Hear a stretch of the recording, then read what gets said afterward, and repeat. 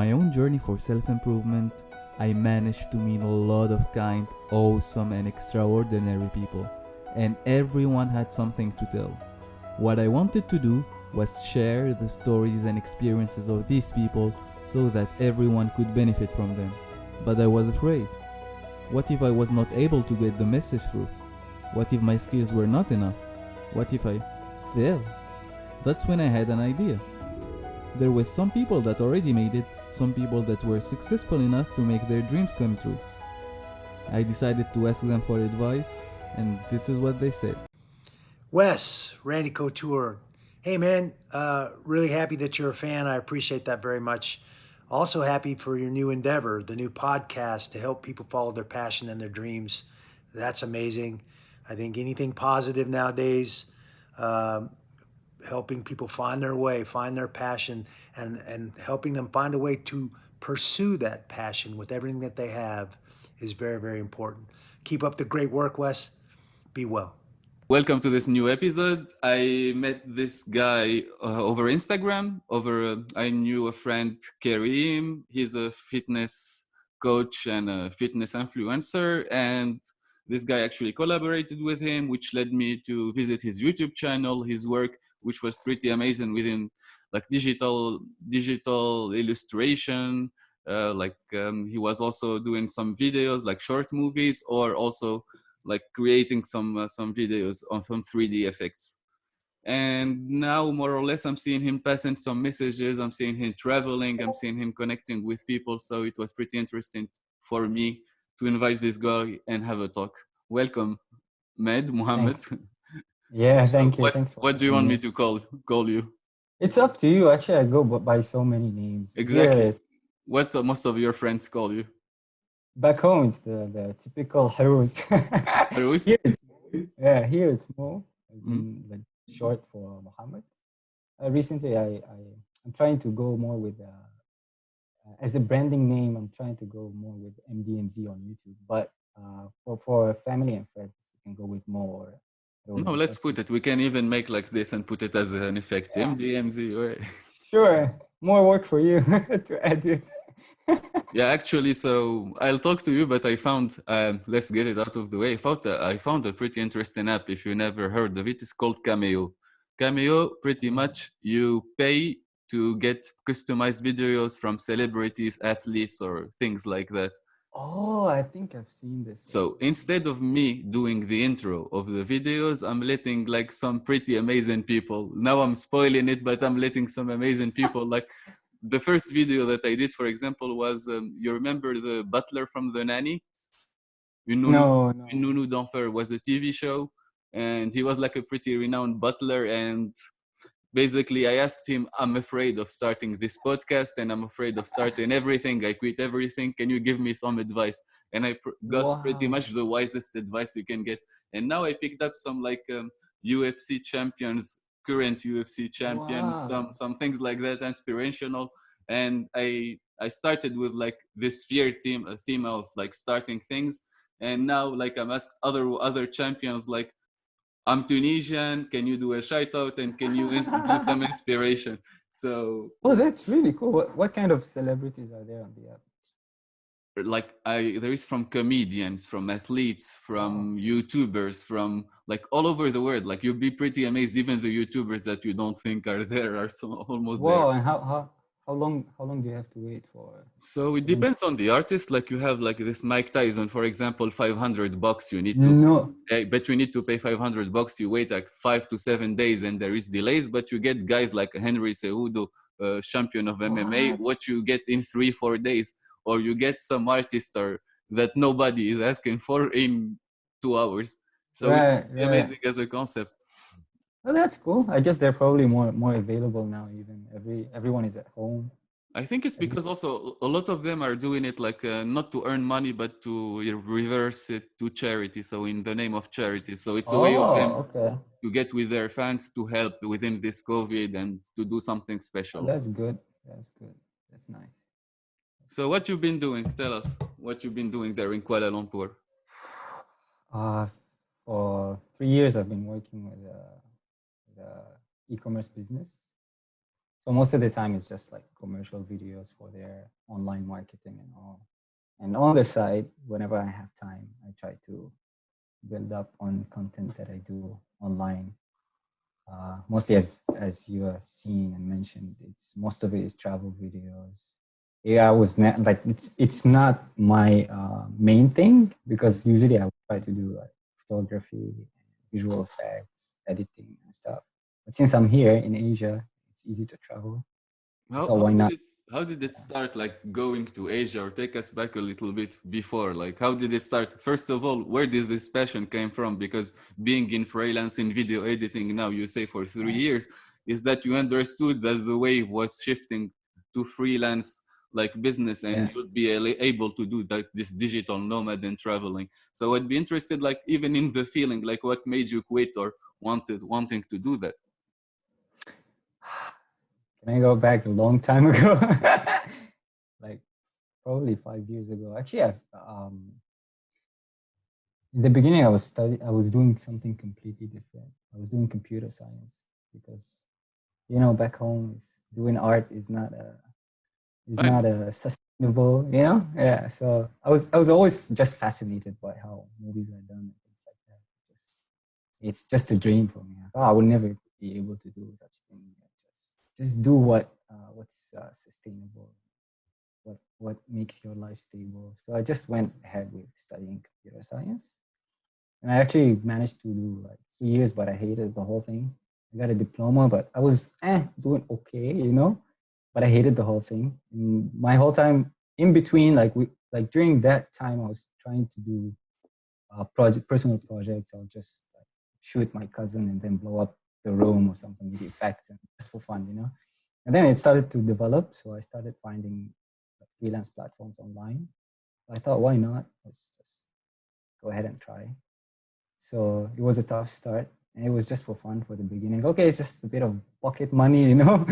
I'll do this, but then eventually I'll stop doing it To because be whenever, honest, I have the same path. So I got bored and went to into online platforms, and I didn't realize I made money until like 1 month on yeah, Medium and Upwork, like shit, hit up the roof. yeah, Like 1 month on Medium, like one article, over 40K on the first page of Google. So many money coming in. What's happening? Then you have like yeah, Upwork. So exactly, I didn't realize like I've seen this pattern within artists or creatives.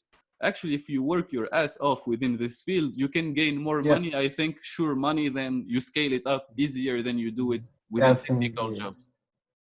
definitely, especially that you will enjoy doing it, and you have the talent anyway. So why wait and I don't know, study for a few more years until you get your diploma, and then you're just it's all dependent on whether a company will take you or not. You have the talent anyways.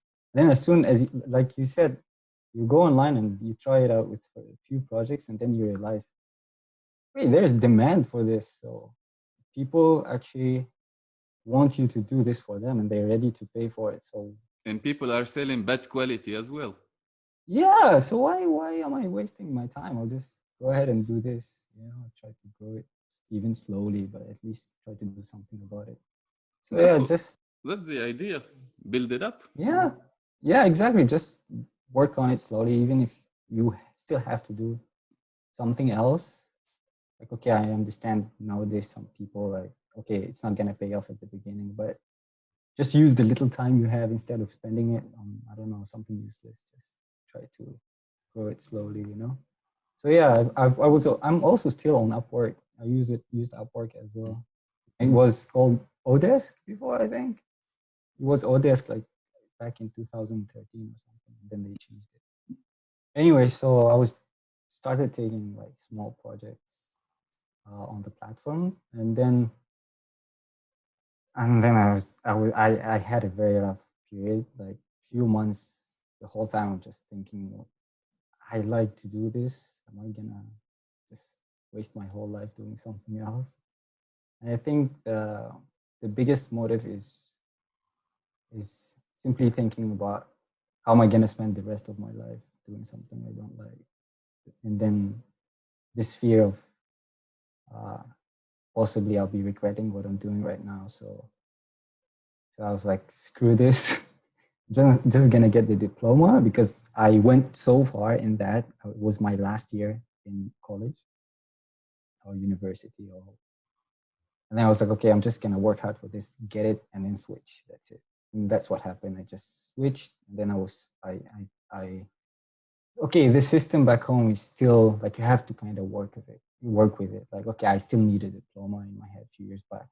I wasn't gonna jump out straight and do something on my own. It's like, okay, at least it's not just about the diploma, but I think most important in such fields and being an artist is to connect with others, to know people in the field. So for me, switching over to that domain and actually taking courses and going to get a master's degree and all was mostly about getting to know more people in the field and learn from the people who actually work there. Because even though I had some experience online, I worked on some projects, I picked up some skills from tutorials online and all, still like doing all these things alone and not working with others is not gonna get you so far. So that's what I did. I just switched my was tough at the beginning, as you know, the family support back home and people around you. They was like, "No, this is not gonna work. Don't do it. Just you're good at this. Just stay where you are. It's stable and sustainable, or whatever." But I went ahead with it and switched, and I think it was the best thing I've done in my life so far. Anyways, I'll skip ahead 3 years, maybe after the master, 2 years. I took my master's degree, and during that time, I was still always doing freelance projects, always taking projects, whether back home or online. Anyways, as soon as I got my diploma, it was another phase again, because I was freelancing and I was working on this long-term project, and as soon as I finished studying, I was kind of stuck with that. It was a good project that paid very well, paid very, very well. It was an online project. But for me, on the long term, that kind of work wasn't gonna bring me any more value in terms of learning or trying out different things. So I decided that I'm just gonna try to find something abroad. Try to look. I didn't pick Asia or Malaysia as a destination. I think many people back home are like me. I'm just gonna go out, you know. Exactly. But I didn't choose Germany. I just wanted to. yeah. Yeah, I think, for me personally, I just wanted to try something different. And I didn't have a solid plan. I was just like bombarding job posts online, just whatever I can get. I think you understand what I'm talking about. So that's what I did. And for me, actually, I'm completely against working in an office. It's not my thing. I've never done it. I've never done internships back home. I hate it. It's not me completely. And the first job I did was freelance. So I got used to that lifestyle. Me, But I thought, I did it, and now uh-huh. the last time I did it, I swore to myself, no, thank you, no more. Never again. Never again. Why is that? The team was pretty bad. Like I was doing marketing, and basically from production to distribution to paid marketing to copywriting, writing article was on my back, and people wanted to take for Christmas, and like everybody was letting down the project in crucial moments. Then the project was bought from another company, a bigger company, which took the gaming part of the project and preferred just to sell collectibles, which was not our vision to start with. So, and also I wanted to work on my project. So to start with, I want my idea of startup, but it was not possible without raising money or not having it within my hands. So I decided, why not try freelance? But I didn't know what to sell to start with. So tried many things as you did, but some of them worked. So I started building on that and scaling up. And now I was actually moving from Germany and trying other parts of the world. We're in a very similar phase, actually. We'll get to that. Anyways, so for you, as soon as you stopped believing in the project, you decided to quit, is it? Yeah, the contract was running up. They asked me if I wanted to continue. I told them no, thank you. That's good. So where were we? So we were talking just before, when now fast forward, you told me 3 years after you went to Malaysia. Oh yeah, 3 years. yeah, so I came here, and even though the opportunity is, it's mandates that I work in an office with a company, but I saw it as an opportunity to try something different, especially that I've never been in an office before, never worked with people in the same building before, never worked in a team or a department. So I thought, okay, I'll try it. Maybe I'll like it anyways. So that's what I've been doing now. Actually, it was pretty good because um, not only I was able to like do what I like in terms of art and editing and creating content and all, but I was exposed to marketing and digital marketing, or social media advertising and video advertising and all. It was very important for me to know all about that, to understand like how audience work, customers' behavior, and things like that. I think that's part of doing content as well. You need to understand who Exactly, you're. because in general they're gonna just brief you to do something, and you're the Yes. Yeah. creative. You just need to translate that. And in general, Yeah. you're totally right. Now every like video producer should be aware of what's going Yes. within every department in marketing. Yes. Yeah, and honestly, I'm exactly like that. If it was like that for me, I wouldn't stay like 1 week. But I found that they're like open to let you experiment. They're open to let you like manage things. Even though when I was hired there for my first contract, I was just a video editor, but they just let you grow in that position, and they let you experiment and try out different things. And slowly, I started taking like more scopes there, and I started expanding my role. And yeah, after 1 year, I started taking care of all video projects for them. So yeah, but recently, like a few months ago, so 3 years forward, that was Mm. 3 years ago, like 2017. That's when all the new experiences and travel experiences happen and all. But recently, I started missing doing freelance and doing things on my own. So yeah, I'm going through a similar phase like you actually. Recently, I decided to quit the job. So, but yeah, yeah, Hit the this road back. yeah. So my plan was to take a break, just travel around, do freelance projects on the side. But yeah, this pandemic ruined everything, obviously. Always Well, we close all to have to deal with it, and also that yeah, was good time to reflect on a lot of things. I think in yeah. retrospective, like a break like Mm. this for everybody is not the worst thing in the world. It's not actually. I love it, honestly. Mhm. It's very good for me personally. I like it. I'm used to this, so I don't mind staying at home doing work from home, Yeah, traveling. a video producer should Yeah, stay. that's Yeah, it. yeah. Pull enough. Exactly. It's like asking him, "Can you pull a white one nighter?" Yeah, of course I can. Even two nighters. No problem. Yeah. So that's it. That's today. This is it. That's pretty much the, the journey. Curses. And arriving into there, so what did you learn most from Malaysia now? Not from In terms just of working, like just the mm, culture. What did you learn? I'm pretty interested in that part of the world. a lot of things.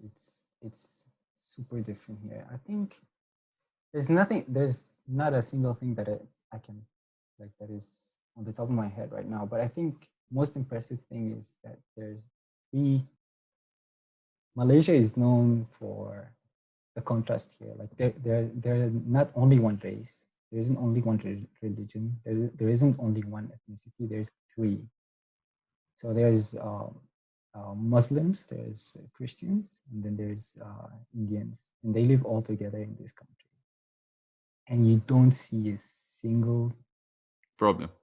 moment. Nothing happens as if they're all.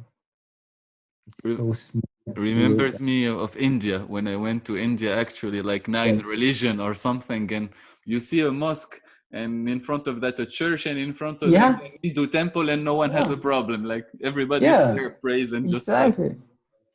And then you think like this. I know other parts of the world that they they are all one community, and then they fight over smaller things. people are dying because, let's not get into it. But No, you can. You can. I You can. understand. You can. Yeah, You I can. mean, okay. Yeah, I mean, Why do you think that happening? Like, what's the number one reason? Would you say that's why that is happening around the you mean world? here? No, Here no, or not outside? there is acceptance, like everybody accepts or respects the opinion of the other.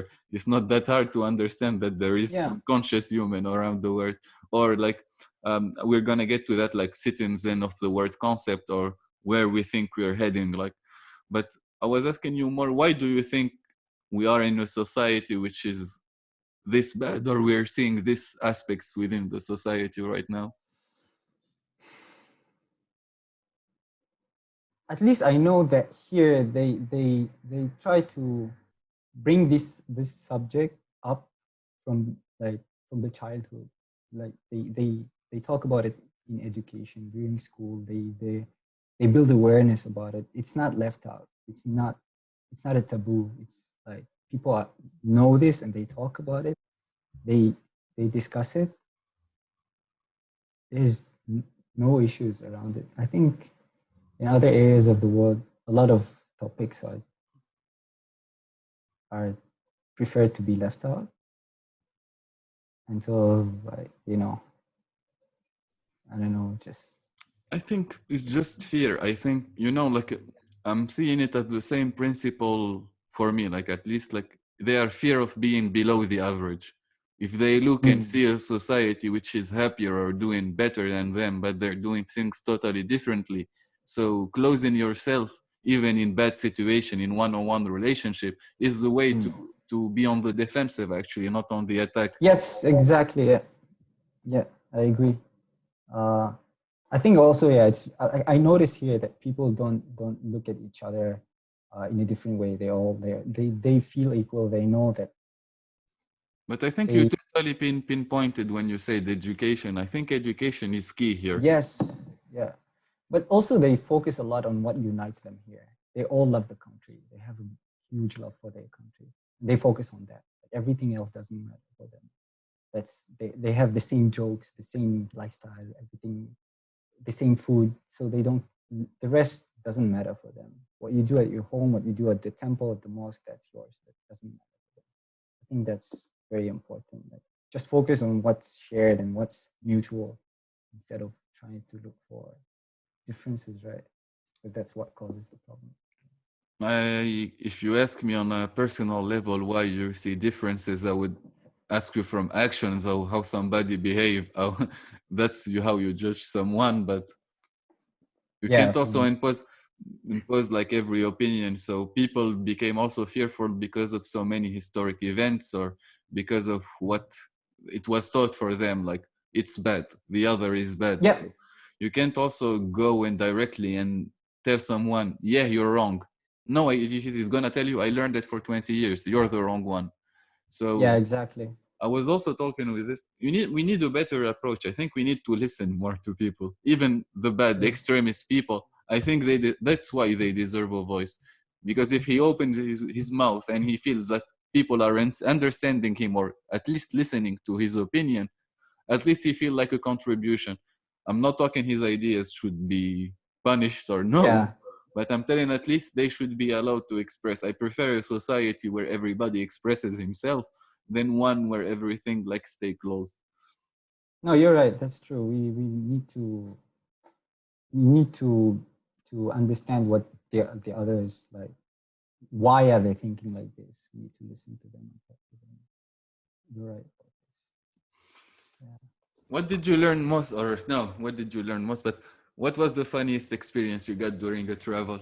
Since you traveled quite a lot, funniest adventure. Okay, not the funniest, but maybe the craziest. I don't have a funny. Then let's go crazy. Crazy works. Craziest, probably last year I was in Philippines, and I had food poisoning, and I was there with two guys that I just decided to travel with through Instagram. They are Malaysians, photographers. Just met them on Instagram. I had worked on one project together, and then we decided to fly over to Philippines to travel together. Like, I don't even know the guys. Anyways, it was a nice trip until two of us got food poisoning.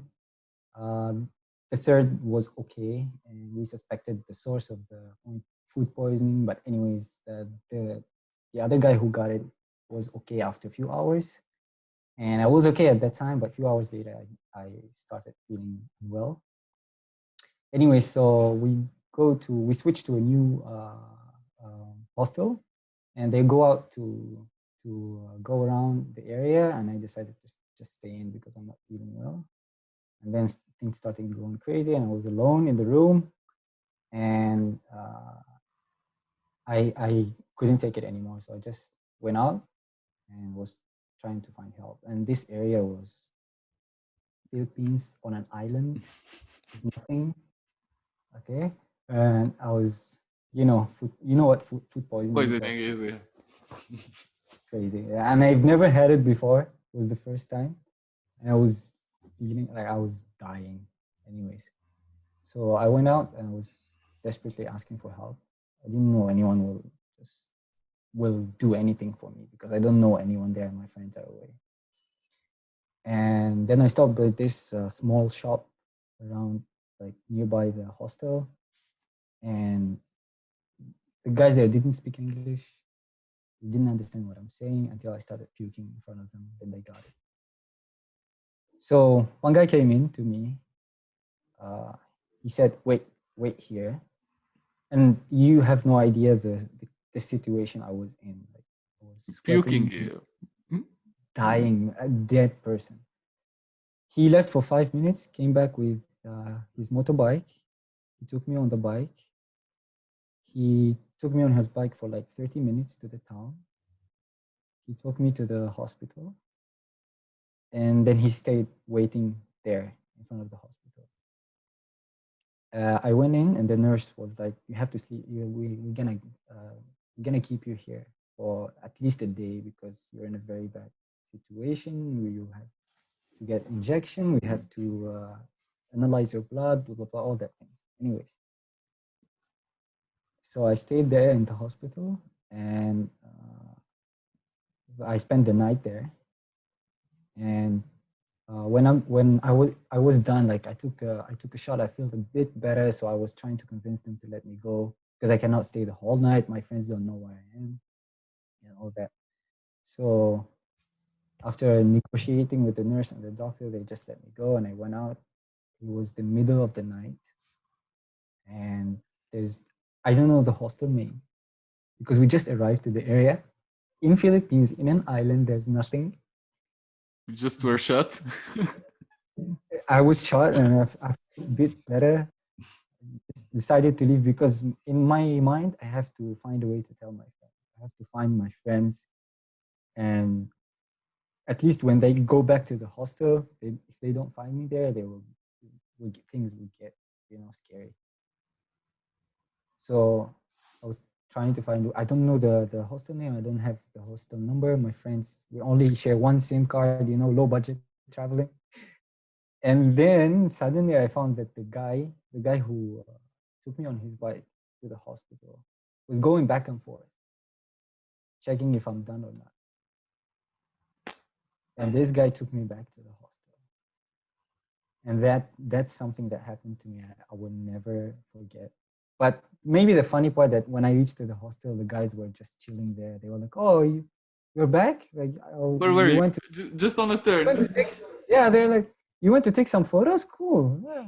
So yeah, things got tense. We had a fight then. I was like, "Guys, I was away for almost 7 hours, and you think I went to take photos?" Seriously. But then, yeah, we just talked about it. It was all good, whatever.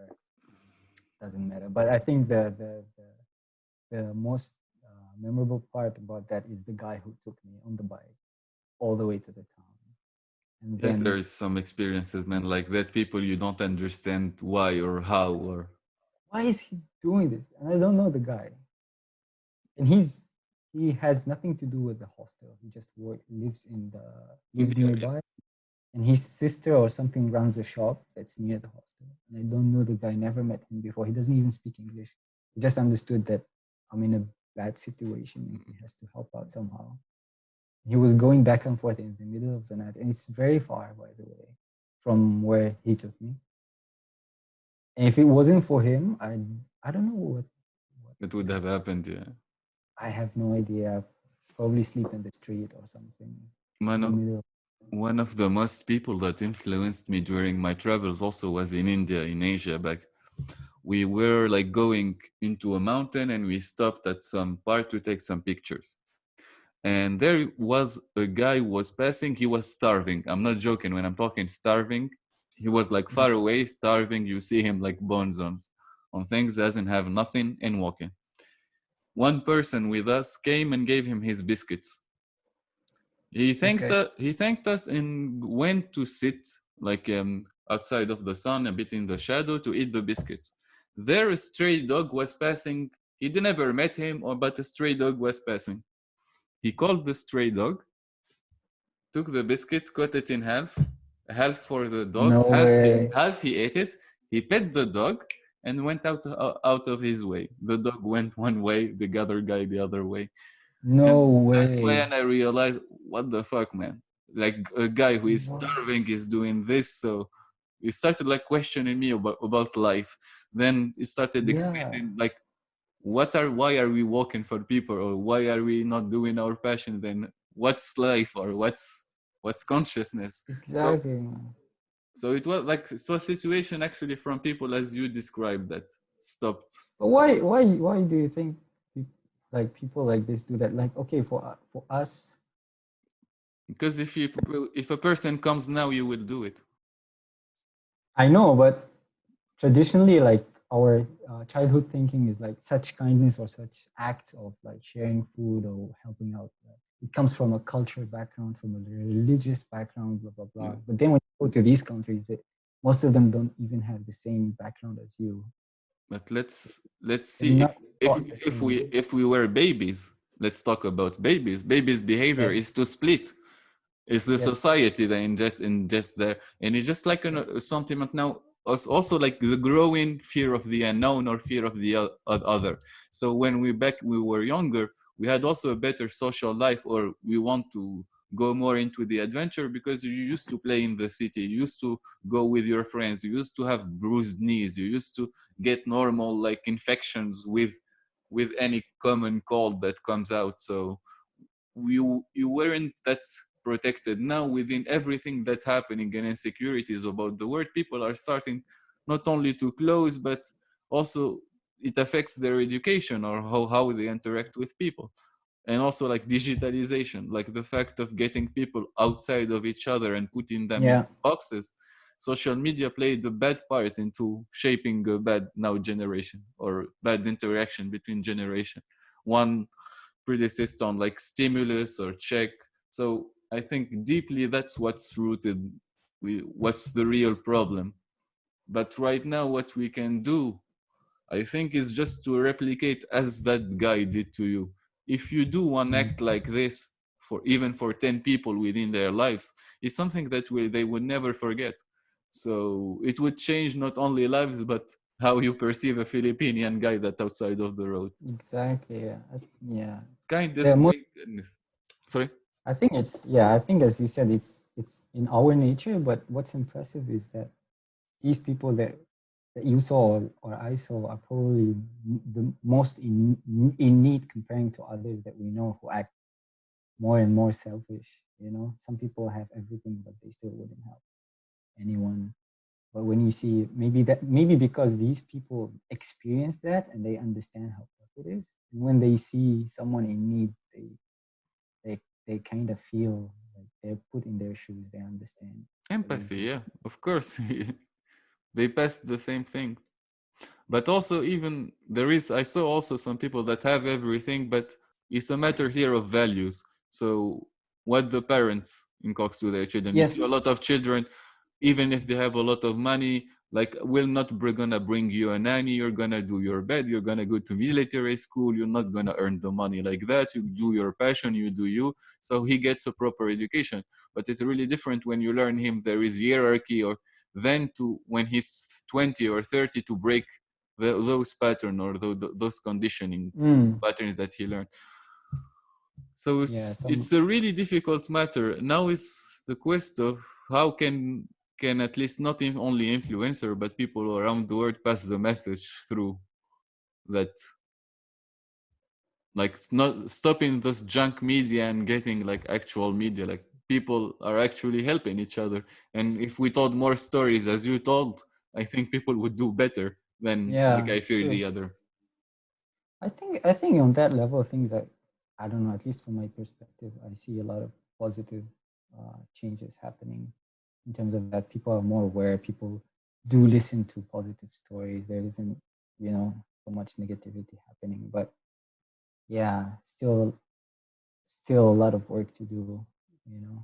But mostly from parents as well, not just on online or social media or influencers, or how they can uh, have a responsibility towards doing such change.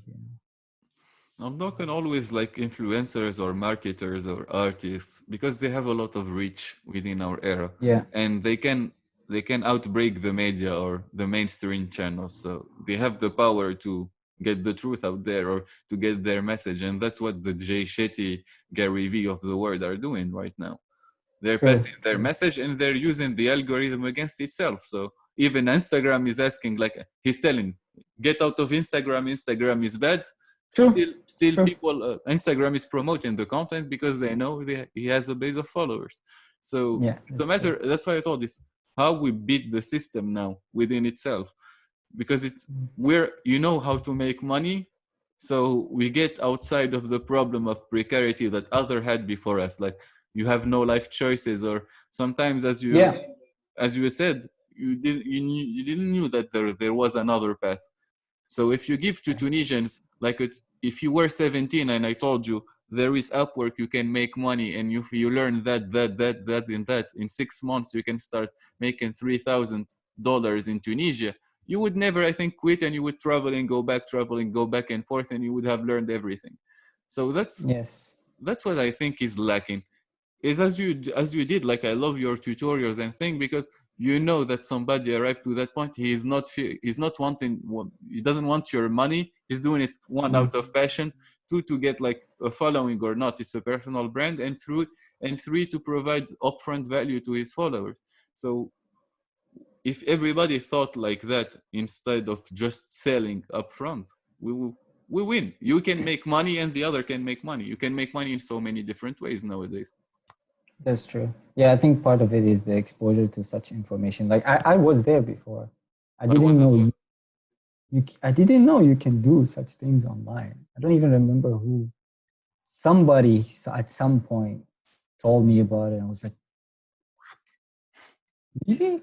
I think the first person who told me about this kind of thing is like, he told me you can get a MasterCard online and it ships all the way to your door, and you can store money in USD. What? Really? Okay, Even in Tunisia, we don't have PayPal? Really?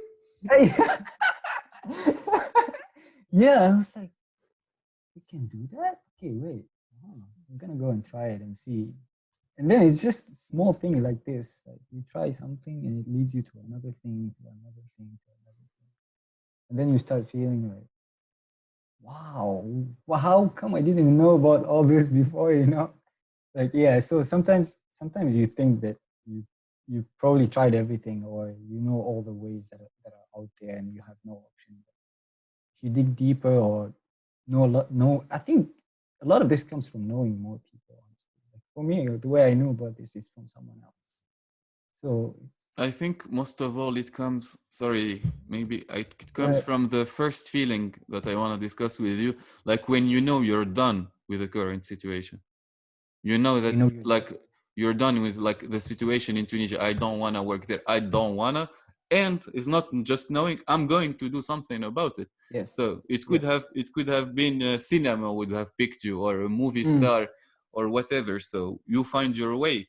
But other, like for me, it was, for example, the other way around. I was in the marketing side, then came to a bit into like digital and having creativity within my life. So it was, nice, nice.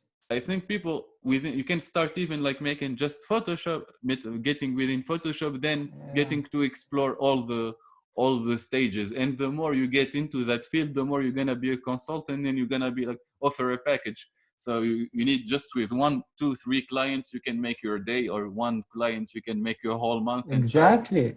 Yeah, it's about how much you value yourself also. I mean, the more time you spend on it, the better you become. And then, of course, people will come to you for certain reasons, and are ready to pay you more than others because you will add value to them, or you understand more what you're doing, or you're better at what you're doing than other people. So yeah, but as you said, some people will think, okay, I don't want to do this, and I'm gonna change it. But a lot of people will stop at, I don't want to do this, but they will keep doing it because they think they don't have a choice.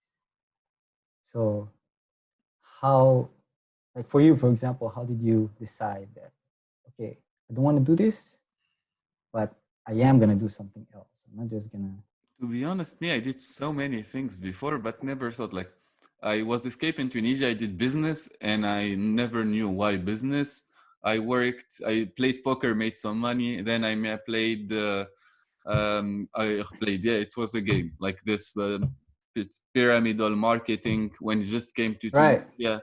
Then I went and did e-commerce. Then I went and did an internship in like a traditional governmental company within oil and fuel, the whole etap. Then I went and did some into modern creativity. When I went into modern creativity, something fascinated me. Like I was more interested already in the like in the creative fields than the others. So I had one kind of an answer. I liked sport. I liked that. I liked helping people. It was a start. So I told myself, let's go to Germany, learn German in Düsseldorf. Then my father died. And then at that point, I started questioning, what do I want to really do? I didn't want to Yes. study, and I didn't want to go back to neither to Tunisia. So I came to Berlin. I was partying for 6 months straight at that point. I didn't want to know nothing. And after that, I wanted to shut down. Within this partying and Wow. everything, I understood a lot of things that I never managed to understood before. As long as I can remember, like my brain worked with thrill, but all that thrill came from going to alcohol or going to party or going to escaping within like this always danger somehow of activity that involves some adrenaline.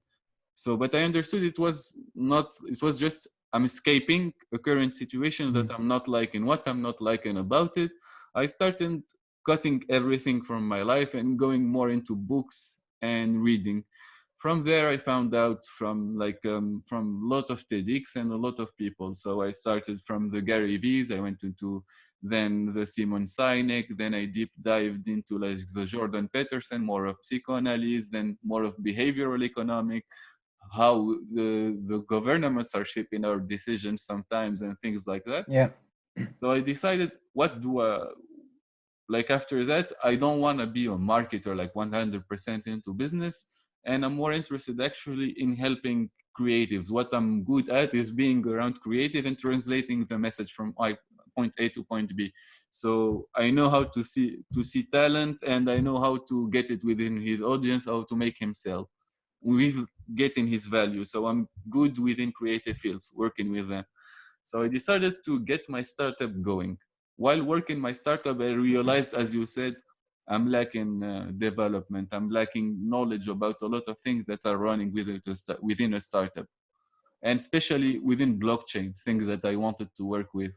So I worked Okay. with a blockchain gaming company, which worked with like Bundesliga, Bayern München, and some companies. They did like a normal draft game and a new blockchain project. I worked on both of them, and that's when like I was already a lot started like design with Photoshop. Did some masterclass over Adobe. Did some like Premiere Pro.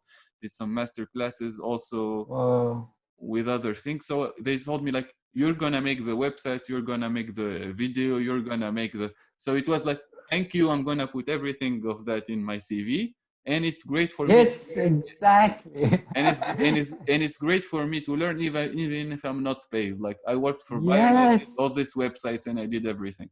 So I worked there, and from there I started like all this time trying to implement these parts of like yoga, doing meditation, Okay. breathing, cold showers, sports, bit by bit in my life. Then I started to realize other parts about myself. Like what I wanted actually is to build life experiences.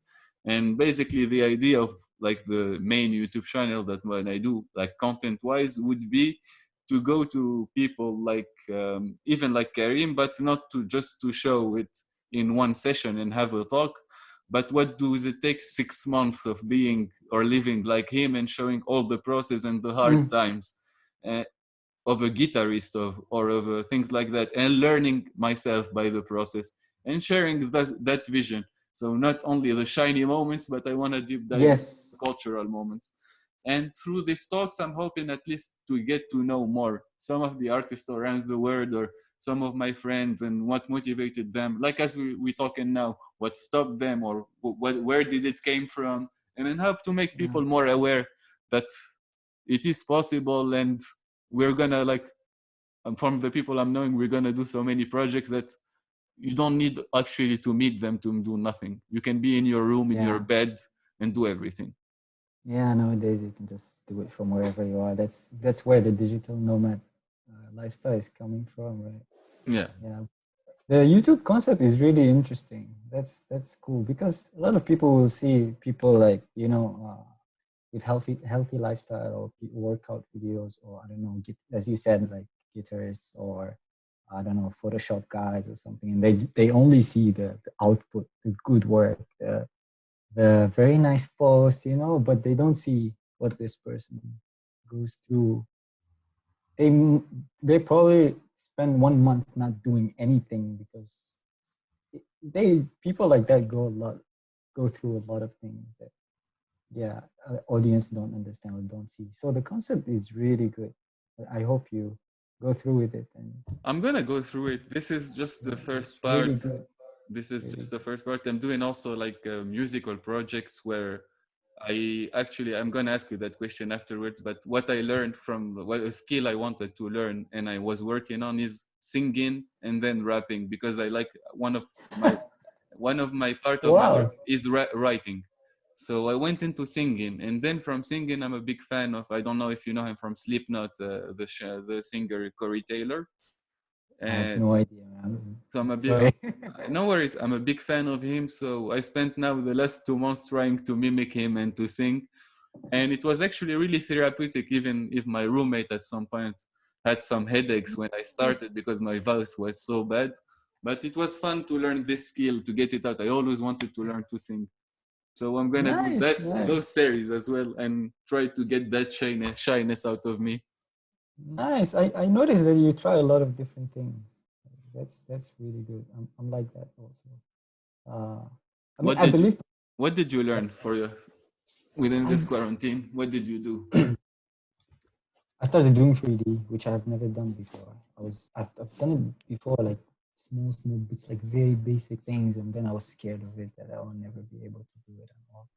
But recently, I just jumped into it to watch a bit of YouTube tutorials and started doing a bit of 3D. Because I've always wanted to animate 3D animation. I've always been doing 2D. I know it's still within the same domain, the same field, but it's if you get into those technical things, they're very different, like so completely different. I think you know already. So I just started to learn a bit of 3D. We'll see how it goes. Oh, a bit of cooking also. I love cooking. Counts, I'm a big fan. I'm a big fan of cooking. That's cool, man. No, for me, I was never able to do it before. I was before the lockdown, I didn't have time. Of course, it's an illusion that you don't have time. I don't have time. I'm tired, But I was never into cooking. But now that what did you try at least within the first trials? A lot of Tunisian stuff, but I avoid to do like very difficult dishes like couscous or whatever. I'm not. It's not that difficult actually. Is it? Yeah. No. It's not. For me, it is difficult, man. It's just a name until now. I'm swearing to you, it's not difficult. There is way Really? difficult, more difficult stuff. Yeah. For me, it looks like a lot of work. You have to, I don't know, steam and all. And it's a lot like. Man, That's right. Basically, it's two pots. You have one pot which is down. That pot you put like the like the tomato sauce and everything in it. When the meat Okay. which is already cooked at least a bit, so it doesn't stuck, and then basically it's gonna with that the steam of that tomato sauce is gonna cook the semoule, and that's it. Wow. I It's think done. first step is to find the tools because here I've Exactly. Exactly. You just need. I don't know. Here we have it here on Amazon. We can order it on uh, Amazon. I think here yeah, it's nothing. It's not a thing you can. It's not something you can find. You have Amazon there and stuff, or is it Uh, how it goes? we don't have a local Amazon. You can ship from overseas, but there's no Malaysian domain like Amazon.my or whatever. But they have their local And how is it local life actually? Asking how is life in Malaysia? Is it in like terms yeah, lifestyle? Is in it terms of cheap? what? Like if you go as a freelancer and want to settle up, is it compared to North Africa, Tunisia, or Okay, Europe? How is it? How does it go to? if you come in as a freelancer and you're getting paid in euros or dollars, like we say, you're a prince here. You live Life like is good. life is amazing. Yeah. But if you take projects here and you rent here in the capital and all, it's gonna be tough. It's not cheap for if you earn in local currency. It's not. For a normal digital nomad or a normal freelancer, like if you were to advise someone who's gonna move there, how much does he have to make per month to have like a good apartment and a normal life? Like he works and have some few going out and once in a while, like a month or two travels. Travel's included. Maybe I would say $1,000 a month. Yeah. So Dollars. should Tunisians all move back, start freelancing and Yeah. move into Malaysia? If you get $1,000 a month here is enough for you to rent, to live a good lifestyle, nothing too crazy. Don't go party every week, every weekend. Mm. Maybe 2 times a month, 1 time a month. Crazy No, party. but Yeah. for example, even Bali, you get like on the top of the sand, and you get like a home with the I saw with some pools, and you get with entrepreneurs, like you work on within e-commerce with other people, and you Yes. build stuff, and it's not much than $1,500, and you rent Airbnb Bali. within that home, so you make actually some money. Yeah, that's why a lot of Europeans and Americans go and decide to settle there, decide to move there. A lot of people just that's what I do. But um, sorry to disappoint all those people. Like you hear 1,000 euro, okay, you're like, wow, okay, I'm gonna do it. But Malaysia doesn't allow foreign freelancers to settle here. So you have to keep going out and in the country and all. Bali is different. Bali, you can stay there, you can freelance legally, you know. But Mm. Malaysia is more strict on that. That's why you don't see people coming here and settling. If they do allow them, there will be a lot of people. We don't need a visa, yeah, there. You don't need for us Tunisians. It's 3 months you can stay here. That's why At you can least. come in 3 months, then go out and come back. But when you start to do it often, they will start to question you for It's not, they're not gonna question you more than Europeans do, huh? That's for sure. That's true. That's true. Yeah, definitely not. I know. And man, I'm getting sick of Europe. Like, with Okay. something that's culturally I never thought like I would feel. Especially like Germany, I learned so many fun things, but there is sides of the society that Right. yeah, As that's in hard. Like what kind of thing? there is a big part of racism, there is some judgment, there is favoritism, the system is still like rigid like 200 years ago, so it's a big machine working, and if you're not in it you're gonna be dead. And secondly, what's hard is also they don't have the capitalist mentality, so either you're doing Okay. fine or you're doing excellent. There is no scaling up, and if you scale up there is always the taxes. So IRS are gonna Right. find you. Right. Right. So why did you choose Germany then? I mean, okay, probably it's not a choice, but It was like Actually, I'll tell you, I had the choice between Germany and Canada to go study. And Canada, Okay. all my friends, like I'm not joking, most of my friends which I was hanging out with and drinking and smoking at that time, doing nothing, they went there. So I told myself, if I'm going to go there, I'm already incentive nothing from the gym. So I'm It's basically the same thing. You just so somewhere else. let's put something else and let's try. Also, I wanted to go to a country and learn a new language. So I thought, let's not do France as well. Let's go try Germany. It seems like also a cool experience. And I always wanted to know more about Berlin. And I can't like tell enough, thank you enough to Berlin and what I lived here. I never thought like one big part of how I found myself or I got rid of so many things was because of this city. Wow, that's cool, man.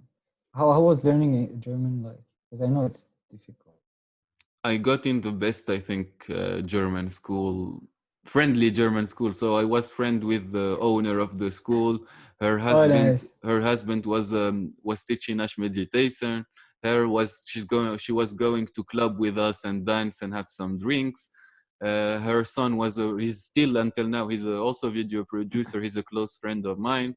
So she used to give us the keys of the school to go hang around and drink at night. Wow, So man. you understand, like we're still like father, like son, and or friends more even. So it was a pretty amazing to be like in a school so friendly. Even our teacher, he used to watch anime and to play World of Tanks, which we did both. So we Wow. talked about anime. We played World of Tanks after work, and we had a beer or so it was I can't tell that side of other people that even when I didn't go to school I was talking German or I had German friends. They included us within the society and there was a lot of French people. And also Nice. they gave us she gave us a really big home, like, so you were welcome to have friends and to be settled. Things started to get hard when we got out actually of that school, when we hit up real Okay. life. You were spoiled before when you were in Yeah, that school. in Düsseldorf, I was spoiled. I loved it. It was also like when you had money and you first started going out and everything is fine, no problems. Was it the first time going out? Like, Out to- of Tunisia? yes. No. So I No. traveled quite a lot. My Oh, mo- okay. Around Europe or different? Around the world. So my mother, first of all, is Oh, half Lebanese, half Palestinian. So we wow. used to do every year almost like Lebanon, Syria. She took me when I was young to Jordani. I visited Nice. some here parts of Europe. I went, as I told you, to India. And now that's what I actually want to hit. I want to move over the long run. If I want to settle down in one country, it would be Canada for the simple fact that I can get easier the paper there, freelance easily, Yes. and Yeah. go over the Latin America part. But I'm also like, that's why I'm asking you, when this coronavirus and like Yeah. freelance be, freelance becomes like stable, I know how much I'm making at least per month. I'm Yep. gonna Yep. start to hit like Asia and do, I think, until things Yeah. settle down, Bali, Malaysia, work and move Yeah. around Philippines. You and do can. content and having fun.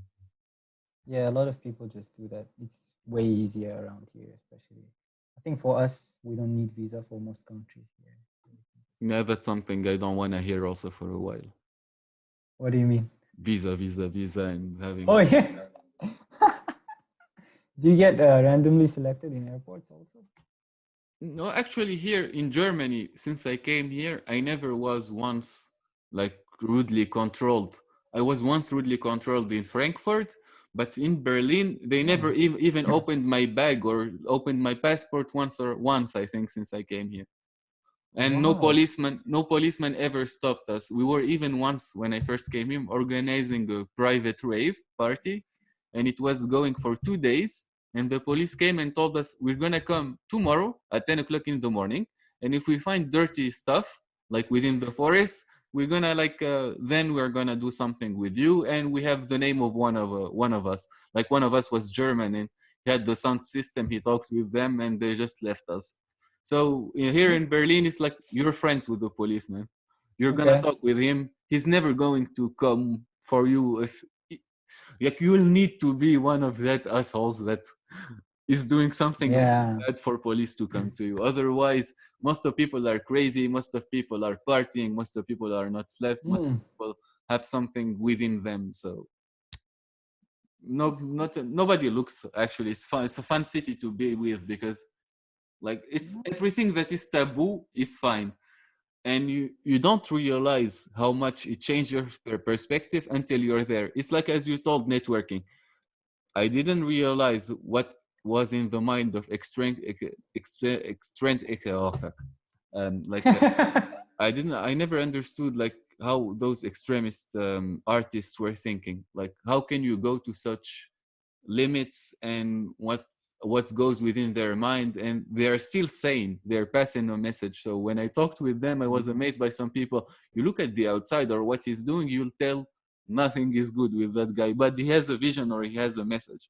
So within all that chaos, there is like a beautiful symphony actually within this city, and it pushes you to be yourself. So there is no taboo. Your body, your mind, or whatever you're doing is not forbidden. So try to surprise me otherwise. Everybody has a luggage in here. I Yeah, I call it think I call it Gotham City me. For 9 months really. it's gray and everybody's crazy. How is it now? Is it spring, right? Actually It's, it's really big. It's 8 times Paris. There is 3 times less people than Paris. It's oh, really so it's not dense. yeah, Yeah. it's really spacious, and we have a lot of Mm. parks. So we have immense amount of parks, but we have no mountains or nothing that goes up. So it's a plain city. Yeah. That sounds fun. It's Yeah. really charming because what makes it charming, you have different um, part of the cities, and it's not like other cities, but everyone has its culture. So you go, for example, to Oh. Neukölln. Neukölln is the Turkish new hype place. You go to Prenzlauer Berg is mostly fathers and couples from France are doing fine. You go to Kreuzberg, it's a mix of those new hipster coming out, and Friedrichshain. So you go to each part of the city, you find the cultural parts, and they all mixed together. So even if you go to the Arab street here, you will find so many now Germans or people eating because one, it's cheap. People here are cheap. They're not coming here. They're marginal, and two, because they loved vegetarian food. So Oh, there is a okay. lot of mixes between the culture. There is no barriers here because of partying. It's a party culture, or what happened within World War II. All of that frustration made sure that like this People are extremism chill. doesn't prevail. But if you go to other parts of Germany, like Dresden or other parts, you'd be shocked how much the far right is like Oh, wow. powerful, and people are making strong statements now towards like immigration policies or how Yeah. is it going within the country. There was even a shooting 2 months ago in Hanau. I think I heard about it. Mhm. Yeah, there was more than one case, right? It happened quite a few times there. How long have you been there? 5 years now. Wow. That's Now I think this page is over, so time to turn into a new page, and I'm done with partying like as I did before in Berlin. Like told me thank you, I'm taking a break, and now I'm more playing. I want to take this. I have this small guitar that I bought last year. I'm having some wow. fun with it, and I just want to take my guitar, my camera, my good mood, and have fun with people. So many things will, I think, go well with that. Yeah, yeah, that's good. That's good. I hope things work out. So you don't have a solid, like, a well planned, detailed, I have like, I have plans. No, I'm lying if I don't tell you I'm having A, B, C, D, and D like plans. Now what I'm waiting is just like the airports to open up, move from here. yeah. Then I'm going to putting the immigration papers to Canada and starting to continue freelance, cutting down the costs, and maybe like as I told you, it's gonna take a while. I'm gonna move to Asia. If it's gonna move fast, I'm gonna move there. Then postpone Asia until I finish my turn of that side of the world. Good luck, man. And Sounds you, sounds what you think exciting. of doing? This my plan was your second plan, Asia. I was gonna travel around, stay around here, freelance and all. But this situation ruined everything. So I'm just gonna wait. For the moment, I'm stuck here in Malaysia. Everybody, no, I'm talking now. Let's Yeah. put it into utopia. We're gonna get out. Everything's fine. So Yeah, travel around Asia, be somewhere different every time, and do what I like and experiment. Because actually now at the moment I'm within still, content, you didn't tell me actually. Within content, what's your plan? What do you aim to I do want with to your content? expand. I started doing tutorials lately, and I really like it. Like the amount of engagement and people coming in It's asking amazing. what people learning is wow. And I think Because you never go into, you could translate it, but leave it in English because it's a really asked domain. So actually, that's how I started to learn, from yeah, tutorials like this. And I can't thank enough people like you who did it. You learned so many techniques that otherwise would have seemed impossible to learn. that's why I like to do it, because I appreciate people who do it. I learned a lot from tutorials, and I was always wondering like, why are people doing this? Like, okay, you know something and you're giving it out for free for people to learn. Okay, thanks, I'll just use it. But why? But then there's something when you post the first one and then people come in and you see people trying out the same thing you did, and people like thanking you, and it added value to them. People got inspired and tried your thing and added to it, and then they share it back with you. Wow, okay, this is interesting. It's just very fulfilling, you know. That's why I find it very fun. I want to do more and more of that. I saw there is a couple of channels. I don't know if you heard about them. There is a small guy, I think Egyptian. He's called Benny Productions. And Benny Mhm. Production is basically a YouTuber, and he does also some challenges with other digital artists. Like they take 20 stock picture and they have 2 or 3 hours to make Oh, within that's cool. from these. Everyone you see like what they create, and I think you could showcase with you and your friends or even people that are learning with you what you could do, like what Wow. how pictures could be interpreted. And that's the idea actually. My platform that I want to build is this, like I think the future of art is collaboration. I think Mhm. it's jumping on that bandwagon. So if you do like a channel, I would say, for your travel, for your blogs, and a channel, you leave it for like now tutorials or working with other YouTubers on that project. So you allow also people that are within that niche to collaborate with you. Or when it's like me, I hit you up, let's do something. I'm talking about this. He'd be interested. That's my work. That's what I do. So it's your vitrine, and you could make some money actually with it as well. Oh, sounds cool. How far are you in this project? Or it's just still a plan for you? You want to No, start me, it? it's not a project for me. It's I was telling to do this content for you. Me, oh wow!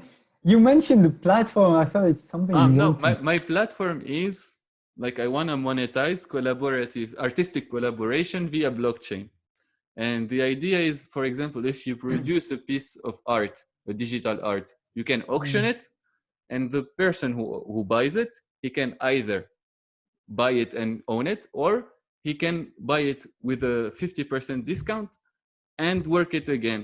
Then Ah, when it gets resold, both of the people that worked on it get the money, and it's oh, also that's available for interesting. money. And blockchain here plays a big part into the monetization part and ensuring IP protection, so the plagiarism, so it doesn't happen. So Oh, that's the that's really project I'm doing over a longer period of time. Like it's my baby. It's the WooWe idea. And Don't every share it with many people. you know It's good. you know you know It's a that good idea. if I didn't know that somebody thought like me or had an idea like me, I would have stopped. And this was one of the biggest lessons I learned from my professor. He had an idea also similar to me, and he told me, if you got an idea and nobody got it, leave it down. If you got an idea, people are working on it, but you know that you could outscale them or do something Do it different. better. Mm.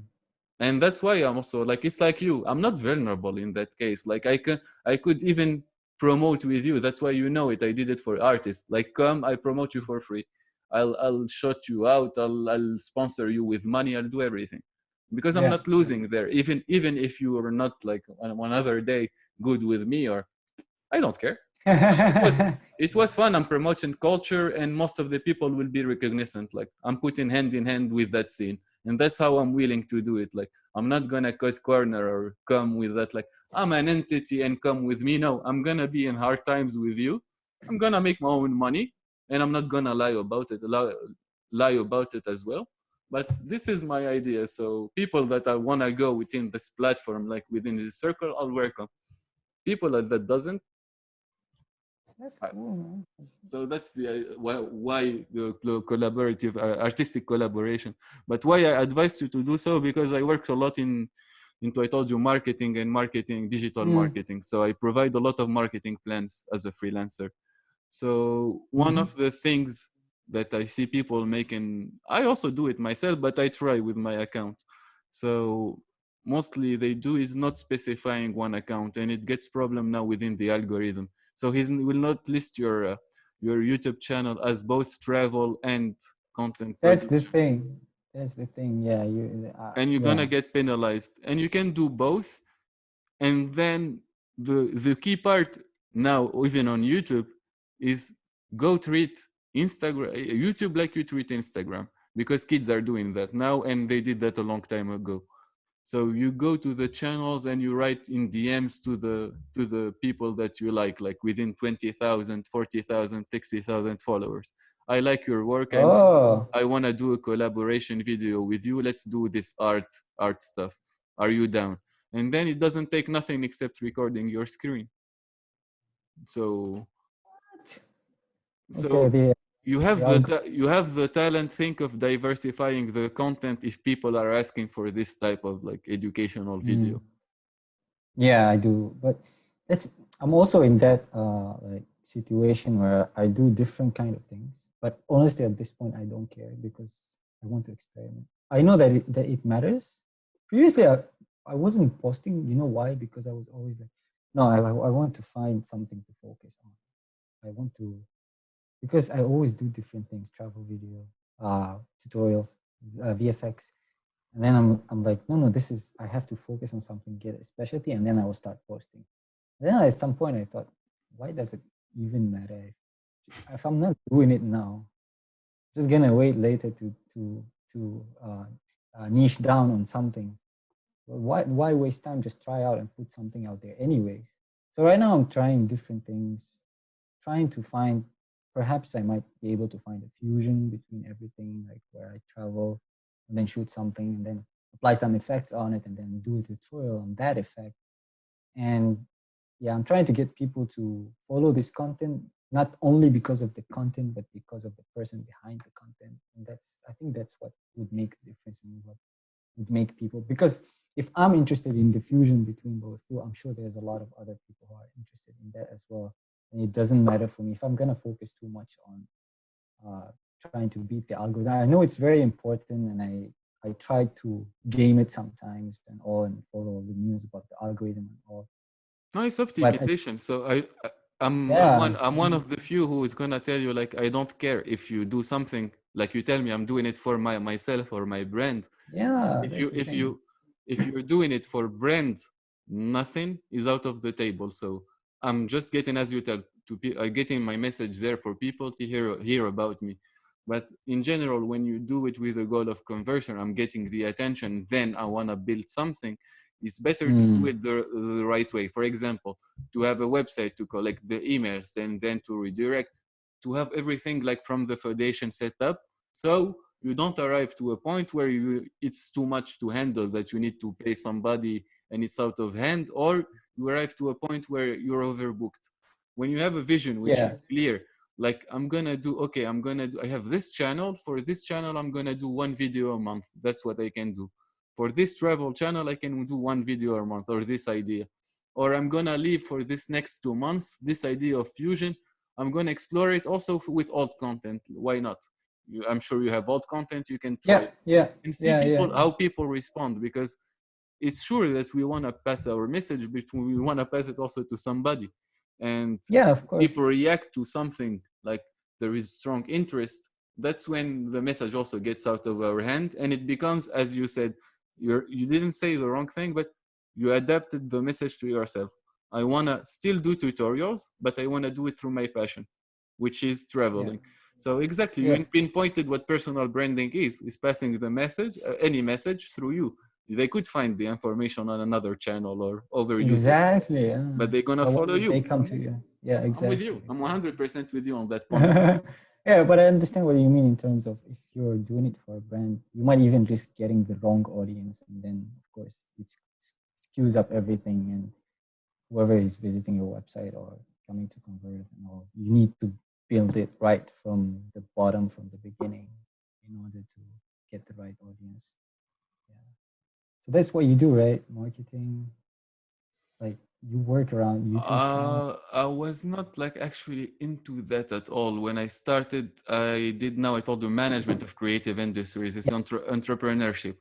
But entrepreneurship now tells someone you're entrepreneur, I'm gonna be manager of your company, he's gonna laugh at your face. So before it finished the courses, I was like already like, it's not gonna work, sorry, like that. I need to get back fast. And I saw the digital market, like digital marketers, how they work, like Facebook ads and everything. I need to get on top of that and try it to myself. So I tried everything, took some courses, master classes, certifications, got myself there before everything happened. So when the market hit or when I wanted to start working, I had the choices. Or I have also the choices within what I want to work with. That's why when I Nice. found this work, he told me I'm searching for somebody to do everything. You Yeah, want? Yeah. that's perfect. Some people will think, no, oh no, I'm getting used. I'm being used. You know, some people, if they get such opportunity, I know a lot of people who are. When I was telling my friends that, oh, I'm hired as a video editor, but I started doing all these other things. You know, I'm trying this and that, and they give me other tasks, and everyone was like, dude, you might be being used. You know, I'm like, yeah, I love it. I want to be used. Perfect. It's awesome. I like it like this. I want to try and learn other things, and it makes you also. It's a good opportunity for me because I was interested in that sort of things, but I wasn't sure if I want to do it. Maybe I want to go there. Maybe I don't want to do uh, art stuff or technical things or work on videos or whatever on content. Maybe I want to move to that thing. And that's, I think, trying, like you said, you tried a lot of things before. You went through this and that and that and that and jumped from one thing to the other. That's one of the best ways to know what you actually want to do. Because some Right. people are, most of their life, they're stuck with one thing, and then they spend their whole time doing it. Then they know that they don't want it, but they don't know what else they want to do because they have never tried anything else. And it They only becomes harder with time. becomes harder with time because you become, even though you hate it, but that becomes the only thing you know, and you've never tried anything else, and you cannot switch anymore because it's too late, you're too old or whatever. You know, there's no one is gonna accept your service to do something else because you don't have experience. But on the other hand, if you try this and that and jump from one thing to the other, you're always winning. There's no way you're gonna lose anything. So when I coach, I do coaching sometimes, and the coaching is basically how to break fear free for people who had this mentality, like I'm stuck, what to do within life. Mm, And it's basically this. It's what you taught. It's breaking out the patterns. Your inner child, when we were a child, is just trying stuff.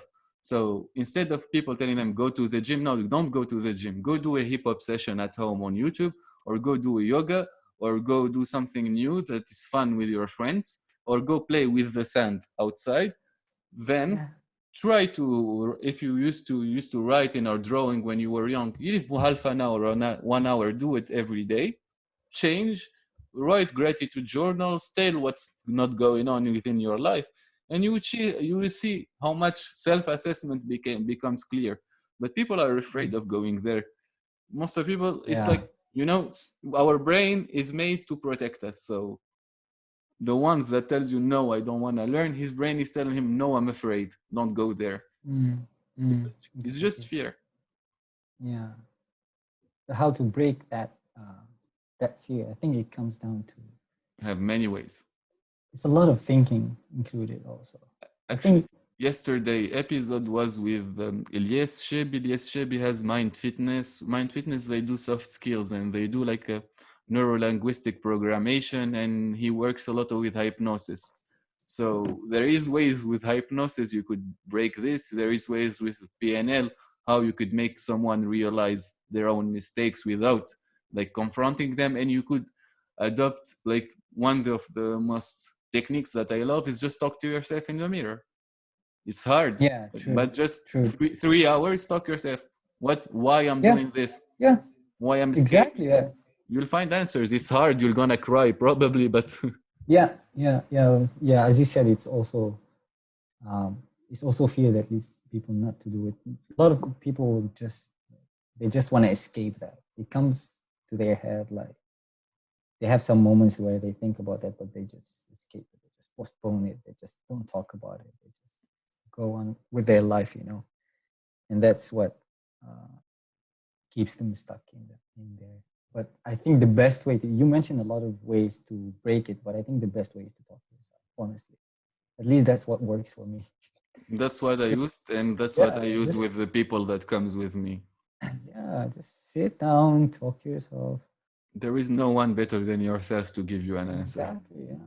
Yeah, and sometimes you just have to unlock certain thoughts, things you don't even like. You don't think about because you're very busy or caught up in certain things you don't think about, or the people around you or the society you live in makes you think that way, or makes you blocked in that sense. But you just have to unlock those parts of your brain and just be honest with yourself. And, yeah, It's very interesting to see now, like all the even like there is the psychedelic studies, there is the studies with the Wim Hof studies, there is studies made within kids now that actually our brain doesn't work as we thought he was working. So we're imposing so many limitations on both our mind, body, yes. Mm-hmm. Yeah, and that's why recently I'm trying to get more into spiritual stuff and meditation and all, because that's few of the best ways to unlock certain do parts you of it. meditate in general?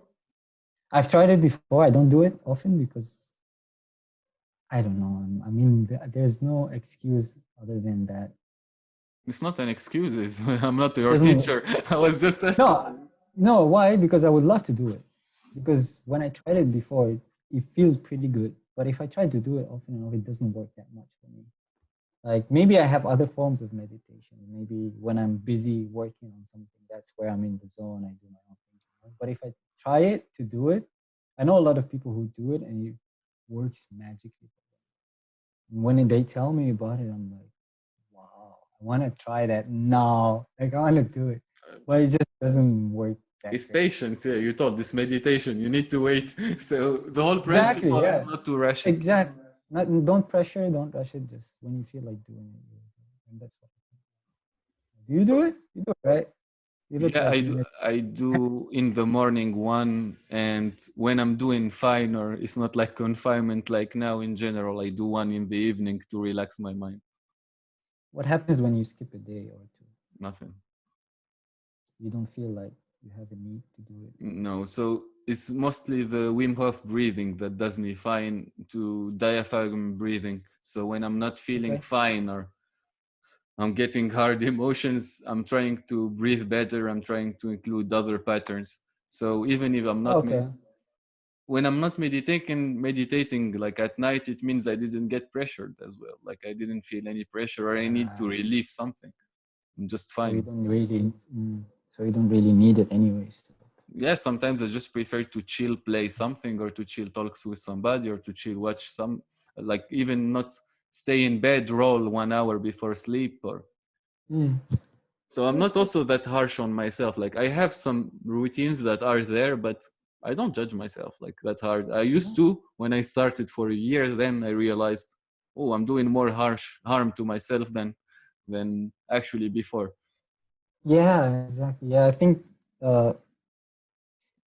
I mean, I go through that in different things as well. When sometimes I try to, I feel like I'm not doing much. I'm not producing enough things and all, and then I pressure myself to just try to get things done. I mean, it goes with meditation. It goes with many other things, not just that. And then the effect of that is just the opposite. It just doesn't work. You pressure yourself. It makes you feel worse about yourself. Yeah, it's anxiety. And less productive. Yeah. And So I think especially now, this like this problem also, I think it got a lot worse with confinement because people can't do as much. So they need to lower what they were their expectation. You see them at first trying everything, and now, like if you do one thing, something creative, something for your business, and something for your health per day, you're doing amazing already in this confinement. No pressure. Why you need to? You can't be like I'm seeing so many overproductive. If you are No. no, if you are in that like lucky guys within e-commerce or something that is making booming now, of course you're gonna work. But Yeah. if you have no answers or you're trying to find answers, it's also okay to take a break and chill down on your Just judgment. chill. Yeah. Just chill. Take a break. Spend your time doing something you like. So before we go, you wanna ask something or I want to ask something. Why are you doing this? why I'm doing this? With So me, without with you I told you, man, at first. So no, not just with me in general. Like, how did you get the idea to start this? Why are you doing it?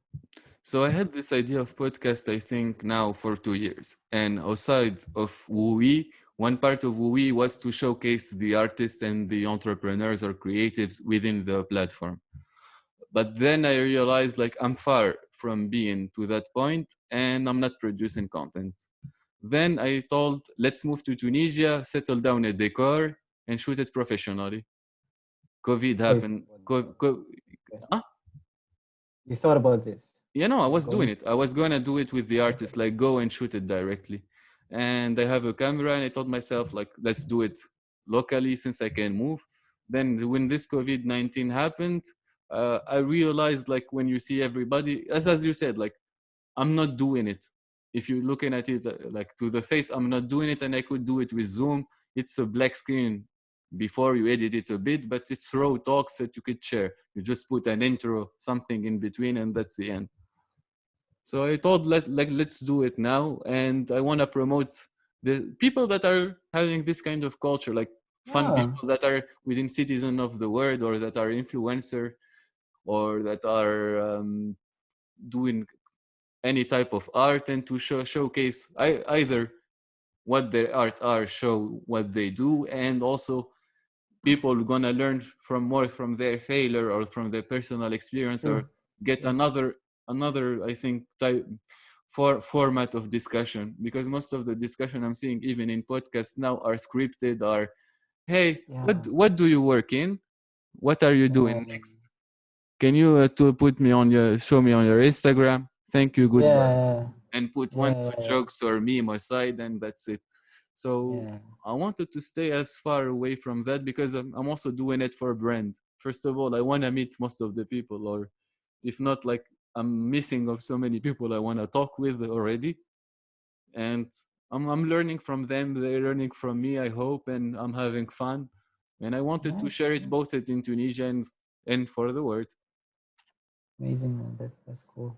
Good luck. And I think you have a very good chance online in terms of meeting people. Like a lot of people now are just ready to really be in this kind of thing. It's just for fun. A lot of people, I mean, collaboration is everything nowadays. I always reach people out on Instagram for collabs and work. When I first started, like it's not when Gary Vee tells something, I do it for me 5 times 100. Once I went on Gary Vee's TikTok and I commented so much on every comment that was posted from everyone that I got Team Gary Vee to answer me back. Really? Yeah. Yeah, I'm crazy. Wow. When it starts, like, if it's matter of life and death, I could pull a 12 or 14 hours of DMing. And not DMing, like DMing from the Gary Vee to the person that has 1,000. But now I'm choosing. Persistent. Now I'm just chilling because I tried. Like, for example, to be honest, I'm having really fun listening to Machine Gun Kelly this last period. I texted him, like I DM'd him. Really? With the 0.1 hope chance, but I also always try my chance. You never know. Yeah, so you never know, man. You never know. Yeah, that's good. That's a good way of doing things. Nice, nice. Who else do you have planned to, like, who do you, let's not say dream, but you really want to talk to in this? Like I think already being the Joe Rogan, talking with him, talking with the David Goggins, talking with Jesse Itzler, which is a billionaire I'm really fond of, talking with Simon, all the people that I read the book of, to learn more from them. I'm down, and also now I'm really getting to start like getting amazed by the amount of how much Tunisian are hidden jewels. Yeah.